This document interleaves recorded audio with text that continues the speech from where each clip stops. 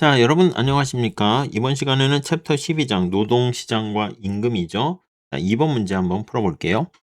자, 노동조합의 임금 인상의 요구는 거기서 끝나는 게 아니라 경제의 다른 부분에도 영향을 미치는데요. 다른 부분에 어떤 영향을 미치게 되는가? 요거에 대한 얘기를 다루는 것입니다.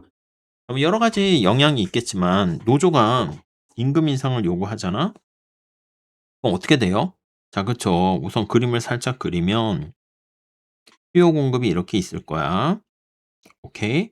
노조가 "임금 올려주세요." 이렇게 얘기한다.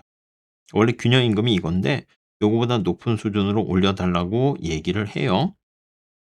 그럼 기업은 임금이 올라간 만큼 요걸 따라서요. 노동에 대한 수요를 줄이게 됩니다. 이해 가시죠? 그러면 여기에서 일자리를 잃은 사람들이 여기 노조가 적용되지 않는 시장으로 이동을 하게 돼요. 자, 그럼 여기가 노조 부문이야. 여기 노조 부문. 여기가 비노조예요. 비노조. 비노조에 대한 여기에 사람들이 막 오겠죠. 이해 가시죠? 그러면 여기 노동의 수요가 있으면 자, 비노조 부분에서는 임금이 여기서부터 이렇게 하락하게 됩니다. 이쪽으로 오게 되니까. 이해 가시죠? 여기서 첫 번째는요. 이거를 우리가 파급 효과라고 쓸 수가 있어요. 그래서 첫 번째, 파급 효과가 발생하게 됩니다. 파급 효과. 노조 부분에서 임금 인상이 비노조 부문으로 이게 스필오버라고 해요. 그래서 넘쳐 흐른다는 거죠. 스필오버 이펙트 이렇게요. 노조 부분에서 임금 인상 요구가 비노조의 비노조 부문의 임금 하락에 효과를 가져오게 됩니다. 이해 가시겠죠? 예, 요거 하나 있고. 자, 그다음에 그러니까 임금 격차가 얘는 올라가고 얘는 내려가니까 노조와 비노조 간에는 임금 격차가 있었는데 임금 격차가 어떻게 돼요? 커집니다. 그래서 임금 격차가 더 커진다. 이러한 문제가 생길 수가 있어요.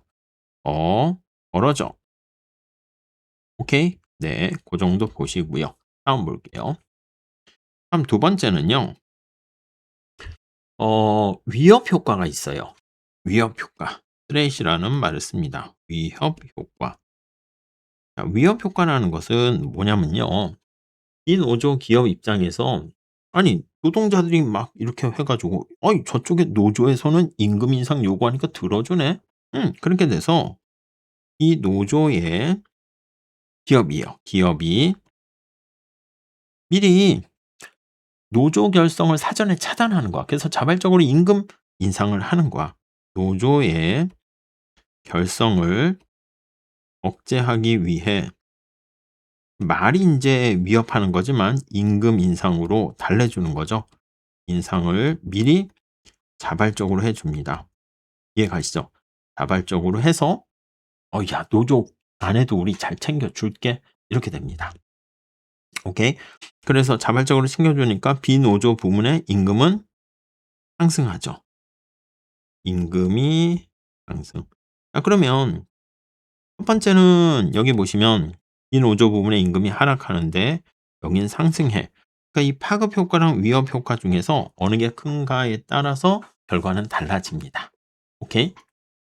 자, 그다음에 세 번째는요. 다른 부분 전체적으로 봤을 때는 노조가 생기면 이렇게 더 고용할 수 있는데 고용을 줄이잖아. 그러다 보니까 경제 전체적으로 봤을 때는 자원 배분의 왜곡이 발생합니다. 이해 가시겠죠? 그러니까 비효율성이 발생하는 거야. 사회 전체적인 총생산이 감소하는 것이죠. 그래서 우리가 데드웨이 로스라고 하죠. 이렇게 비효율성이 발생한다. 유발된다. 이렇게 볼 수가 있겠고요. 다음 또 네 번째는 이 생산물 시장에도 영향을 미칩니다. 생산물 시장에도 영향을 미쳐요. 어떻게 영향을 미치는가 하면 아니 인건비가 올라가잖아. 인건비가 올라가죠. 임금 인상 이렇게 돼 버리면 이게 생산비의 상승으로 돼서요. 제품 가격의 상승으로 올라가게 되는 것이죠. 이해 가시죠? 그럼 제품 가격이 상승하게 되면 소비자 부담이 커져. 그래서 소비자 부담이 커지게 되고요. 이해 가시죠? 그러면 소비량이 감소해요. 그래서 수요량이 감소합니다. 특히 이 가격에 되게 민감한 경우에는 당연히 어떻게 되겠습니까? 예, 그쵸. 안 팔리는 거야. 특히 개방 경제에서 경쟁자들이 많다. 그럼 또 위험해질 수가 있죠. 그래서 수요량이 감소해서 경쟁력이 경쟁력이 약화될 수 있다. 이렇게 보시면 되겠습니다. 또 뭐 있을까? 그래요. 임금이 오르면 또 다섯 번째로 우리 앞에 대체 효과 뭐 이런 것들 기업 입장에서는 노동을 자본이나 다른 대안으로 대체합니다. 그래서 노동자들이 자꾸 해고하기도 힘들고 임금이 올라가고 이렇게 되면 자동화하는 거지. "에휴 AI를 써야 되겠다." 한다거나 아니면 기계화, AI 도입, 외주한다고 합니다. 아니면 공장을 해외로 이전합니다. 이해 가시겠죠? 이렇게 대응을 하게 됩니다. 자, 그다음에 이게 소비자 부담 가격이 올라가게 되면 여섯 번째로 인플레이션, 비용 인상 인플레이션이죠. 코스트, 거시경제에서 할 거야. 푸시 인플레이션이 발생할 수가 있습니다. 생산 단가가 올라가니까 당연히 전반적으로 물가 상승으로 올라가게 되고요. 다음 일곱 번째는 아니 노동시장 노조 부분과 비노조 부분이 이렇게 나눠지게 돼서요. 노동시장이 이런 경우를 뭐라 그러죠? 노동시장이 이중 구조로 나눠져 있다. 이렇게 얘기한다고요. 오케이?